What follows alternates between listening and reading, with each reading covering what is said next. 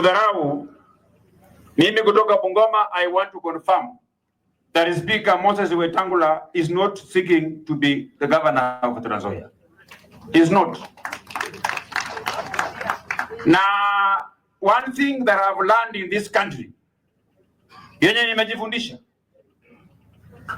hata wewe ukishikilia nafasi gani, usijaribu kumtisha mwanaume mwenzako. Hata wale wako hapa, you should not threaten your fellow men. Sababu hakuna mwanaume ambaye anawachanga akili nyumbani mwingine kutembea nayo. Hakuna. And let me tell you, ukiona mtu amekaa kwa siasa, huyu Moses Wetangula huyu akikuwa mbunge, mimi nilikuwa shule. Ukiona mtu amekaa kwa siasa, unasema yeye ni mzee, he is still relevant.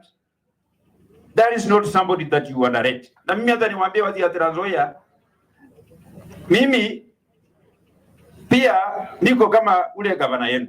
Mimi nafikiria wakati Mheshimiwa Wetangula na Musalia watastaafu kwa siasa, hata mimi nataka niingie kwa hiyo nafasi. Sasa gavana yenu ndio kidogo anaenda haraka, anataka apite mbele, lakini mwambie apake laini nyuma yangu.